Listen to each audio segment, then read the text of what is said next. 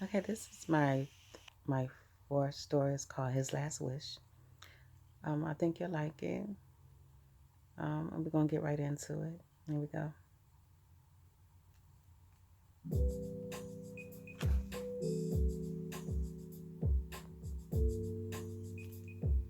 Driving into the airport terminal, I'm thinking, wow, it's been forever since I've seen him. He was my best friend since we were kids. We've been everywhere together: movies, skating ring, amusement park. We even went to each other's prom. We were just inseparable. He was my only guy friend. He was protective of me, so he kept all the other guys away. I thought that was cute. He was the protective brother I never had. He moved away when we went to college, but we stayed in touch. We both got married. We both got married and divorced around the same time. How ironic. So I know we had a lot to talk about. So I pull up in park, waiting for him to come out. I must have been nervous. My hands were shaking. I'm like, girl, get it together. He's your best friend, not your ex-boyfriend. I got my composure together, took a deep breath, and there was a knock at the window. I jumped and scared the heck out of me. It was him. I got out of the car to give him a hug. He looked like he lost a couple of pounds, but it looked good on him. He kissed me on the cheek and said, baby girl, you look good. He gave me that name because I was younger than him, and he says I was always going to be his go-to girl. Yes. So I said, so I said, you lost a, so I said, you lost a few pounds. He said, yeah, I'm on this new diet. I said, well, it's working for you. So we get in the car. We get in the car, but it was dead silence, which was strange. I thought we would have a whole lot to talk about. He was looking for something smooth to listen to, so he found some jazz. We both had the same taste in music. Yes. He reclined his seat back and closed his eyes and listened to the vibe of the melody. I respected what he wanted to do. I didn't bother him. Whatever was on his mind at the time, he'd tell me later in his own time. So I turned up the volume just enough to tune out my thoughts. We pull up to the house. I showed him the guest room. He says, you did something different. I said, yeah, I remodeled it and painted it your favorite color.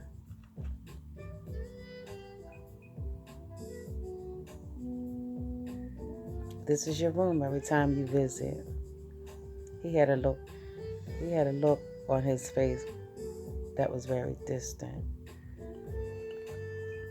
He said, I want to lay down for a few. I'm tired from the trip. I asked him, did you need anything? He said, no, I have everything. I have my best friend. It gave me an unusual chill. I said, if you need anything, my room is just down the hall. I closed the door behind me, went to my room to catch up on some reading. About an hour later, I heard him going into the bathroom. He turned on the shower, so I knew he was getting ready. He turned on the shower. I knocked on the door so I can hand him some towels and make sure he finds everything. My eyes widened, and I gasped like it was my last breath. I just stood there speechless.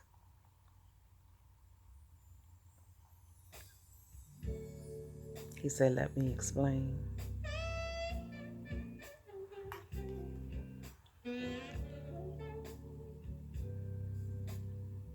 I know you probably thought you never see this, at least not on me. Tears were starting to well up in my eyes. I said, please tell me. He took my hand and placed it on his chest. He said, "Baby girl, what you feel is a port. It's a tube attached to my chest for chemotherapy. Baby girl, I have cancer. I've had it for some time. The chemo wasn't helping anymore. The cancer is stage 4.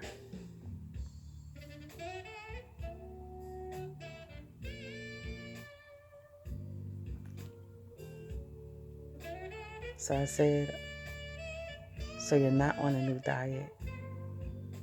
He said, "No. The cancer is taking the weight off of me."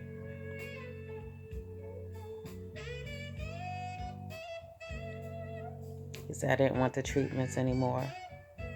What I did want was to come home. You were always my home." When I got in your car, I knew I was home. I felt so relaxed. It felt better than the chemotherapy. Your presence felt better than the chemotherapy.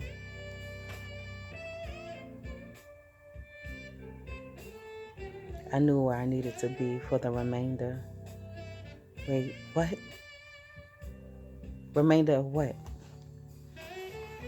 He said they only gave me 3 months.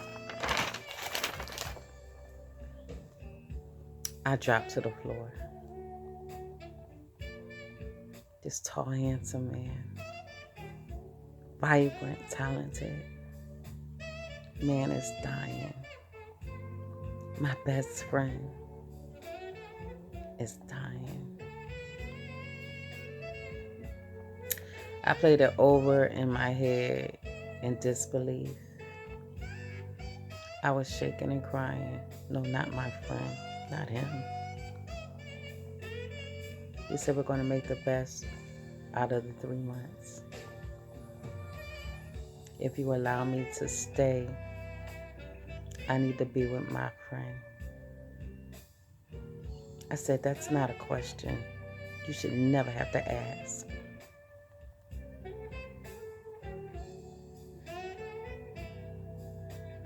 He nodded.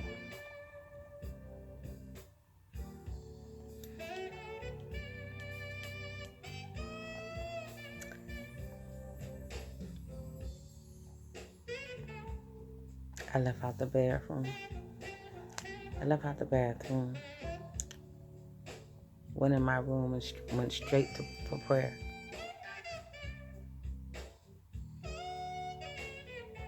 And I just cried. Just cried. Not my friend. Just cried out to God.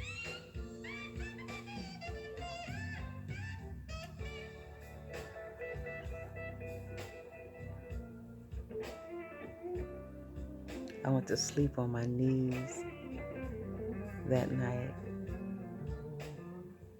praying for him.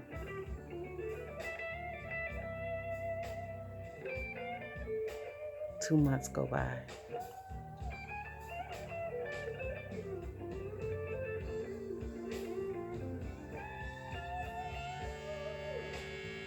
Two months had gone by. He began to get frail and weak. He couldn't keep down any food. He refused to go to the hospital. All he wanted to do was sleep. So I let him. I never bothered him. He stayed in his room. I gave him his privacy. But nights I would hear him moaning in pain.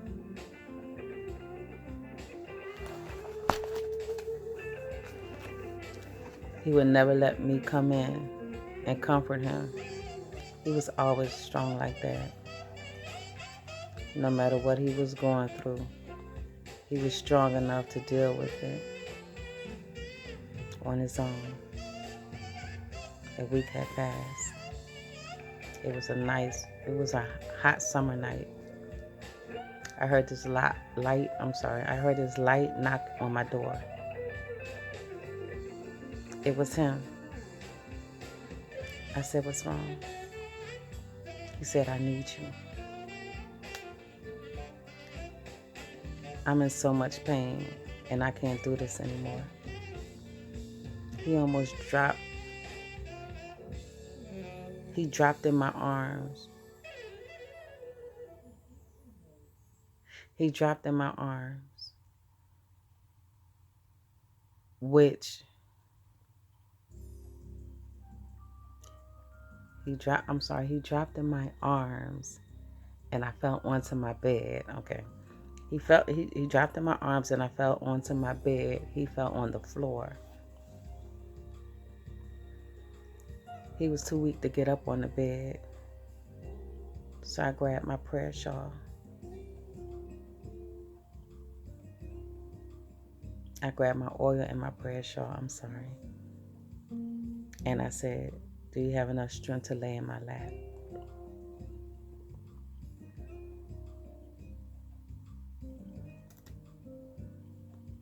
I anointed his head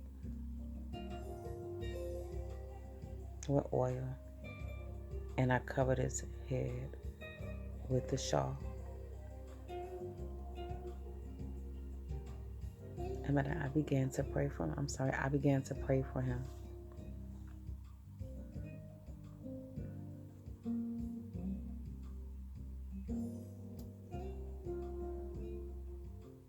The moaning of his pain slowly began to cease.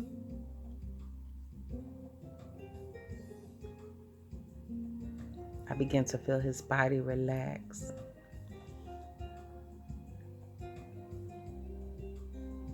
So I felt him going to sleep.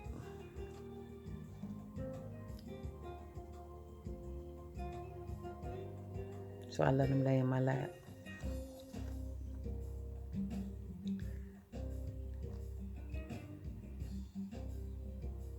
So I just let him lay there. So about a few minutes, I wanted to wake him up so he can at least lay in bed.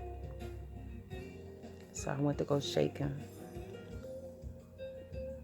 And he didn't move.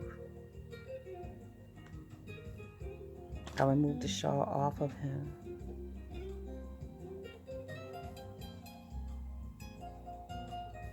And he had this peaceful look on his face.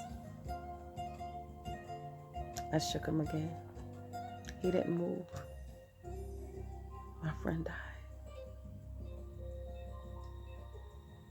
My friend died in my lap.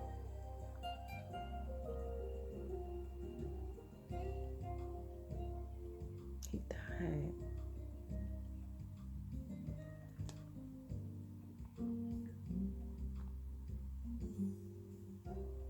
I carefully laid him on the floor and cried.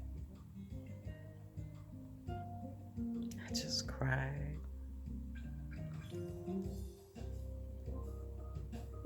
But I knew I had phone calls to make.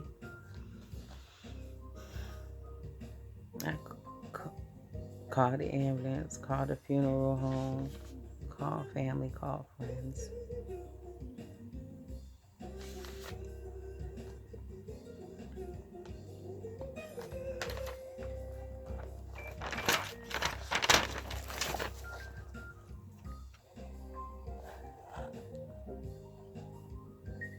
I laid the shawl over his face until they came to get him.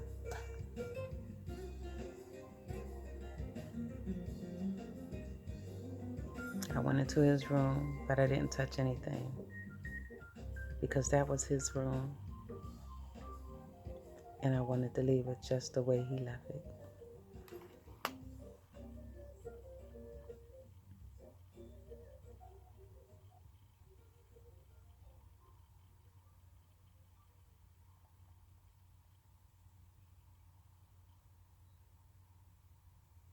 So a week after the funeral, I got a letter from him.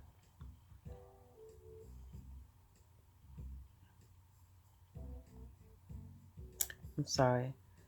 A week after the funeral, I got a letter from the attorney. I opened it up.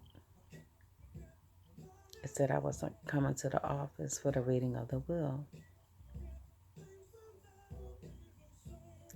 So a couple of days later, I go into the office. They take me into this room,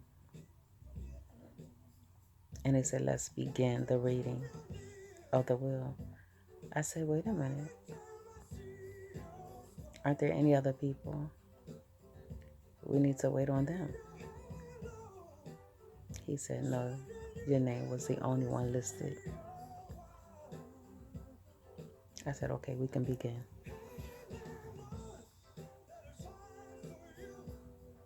He left you a substantial amount of money, along with assets and property. His last wish was that you would start a foundation for him, for those suffering with cancer. Give money to charities. He has the amount written out, what should be distributed. He handed me an envelope. There was a check with my name on it for $25 million. And the other checks were for the charities.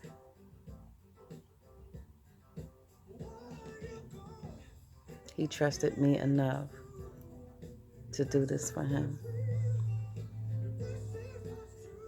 So I started a foundation for him. And I called it His Last Wish Foundation.